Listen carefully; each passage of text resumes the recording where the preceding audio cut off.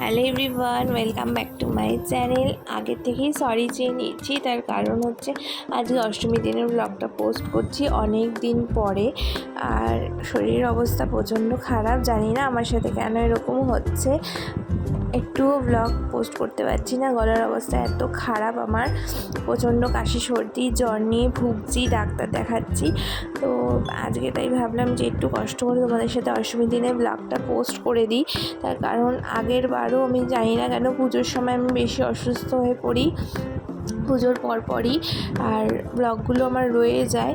তো আগের বারও আমি ব্লগ করেছিলাম, কিছুদিন আমি পোস্ট করেছি, তারপরে আবার সেই আমার ব্লগ সবই জমে গেছে, আমি আর পরে ব্লগগুলো পোস্ট করিনি।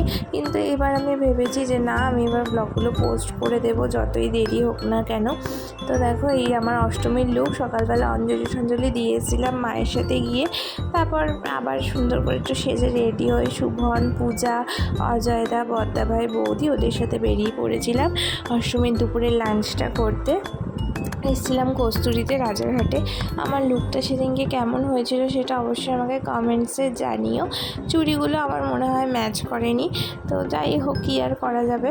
কেমন লাগছিল তোমরা অবশ্যই জানিও। আমরা একটা ভেটকি মহারাজা থালি নিয়েছিলাম। তো অনেক কিছু ছিল, দেখতেই পাচ্ছ, ভাত, পোলাও, ঝুরি, আলু ভাজা, ডাল, ভেটকি পাতুরি, মাটন, কচু পাতার চিংড়ি, ভাপা, এই সমস্ত অনেক কিছু ছিল। কস্তুরিতে অনেকবারই খেয়েছি, তোমাদের সাথে সেগুলো শেয়ারও করেছি, কী থাকে সবই তোমাদের দেখিয়েছি। আর আজকের ব্লগটা একটু গোলমেলেই হচ্ছে, কিছু করার নেই। তারপরে বাড়ি ঠাড়ি এসে সন্ধ্যাবেলা আবার রেডি হয়ে মা বনিকে নিয়ে শুভন আর আমি বেরিয়ে পড়েছিলাম। একটুখানি গাড়ি করেই ঘুরেছি। আমার যে লুকটা কেমন লাগছিল তোমরা একটু জানিও। এই ড্রেসটা যেদিনকে কিনতে গেছিলাম সেই মিনি ব্লগটা তোমাদের সাথে আমি শেয়ার করেছিলাম। আর আমার লুকটা কেমন লাগছে জানি না, এই দিনের লুকটা না আমার প্রচণ্ড পছন্দ হয়েছিল, আর সবাই খুব ভালোও বলেছিল। আর দেখো, রাস্তাতে যেতে যেতে নিউ টাউনের এখানে একটা প্যান্ডেল করেছিল ছোটোর মধ্যে, কতটা সুন্দর। এখন আমরা গাড়ি করে যাচ্ছিলাম। আমরা না এরকমভাবে গাড়ি করে ঘুরতে, এরকম নিউ টাউনটা এত সুন্দর করে আলো দিয়ে সাজায়, সেভাবে ঘুরে ঘুরে দেখতে খুবই পছন্দ করি। তোমরা আমাদের মতো কে কে পছন্দ করো সেটা জানিও।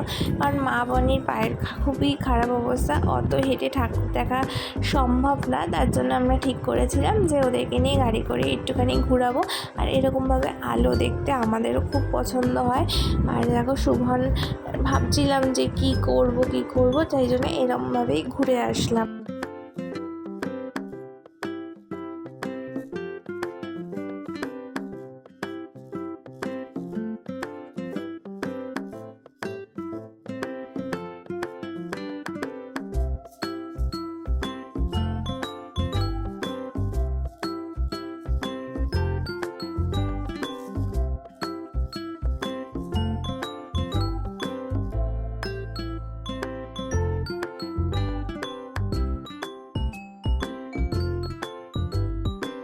আবার একটু রাস্তায় দাঁড়িয়ে পড়েছিলাম একটু ফটোশ্যুট করার জন্য।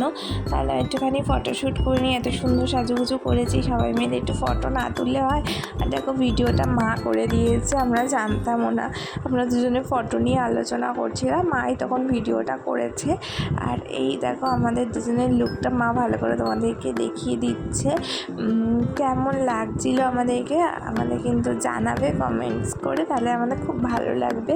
তারপর ফেরার পথে এক্সপ্রেসওয়ের উপরই একটা রেস্টুরেন্টে আমরা এসেছিলাম, ভীষণ সুন্দর সাজানো ছিল রেস্টুরেন্টটা, প্রথমবার এসেছি।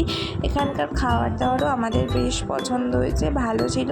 খুব বেশি খাবার দাবার আমরা অর্ডার করিনি, কারণ দুপুরে তো তোমরা দেখেইছো অনেক কিছু আমরা খেয়েছিলাম, তার জন্য খুব সিম্পল খাবারই অর্ডার করেছিলাম, ফ্রাইড রাইস আর চিকেন মাঞ্চুরিয়ান, দেখতেই পাচ্ছ। আর তারপরে আমরা ভালো করে খেয়ে নিলাম সবাই মিলে। খেয়ে একটু আবার কোল্ড ড্রিঙ্কসও অর্ডার করেছিলাম, তো কোল্ড ড্রিঙ্কসটা খেয়ে নিলাম।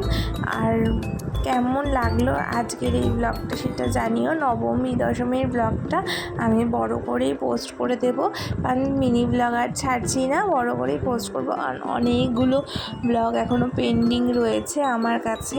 তো কেমন লাগলো কমেন্টে জানিও, ভালো লাগলে লাইক কমেন্ট, আর আমার চ্যানেলটাকে তোমরা কিন্তু অবশ্যই সাবস্ক্রাইব করে দিও। আর দেখতেই পাচ্ছ আমি একদমই খেতে পাচ্ছিলাম না, লাস্টের দিকে এত পেট ভর্তি হয়ে গেছিলো, জোর করে খাচ্ছিলাম। তো চলো, টাটা, বাই।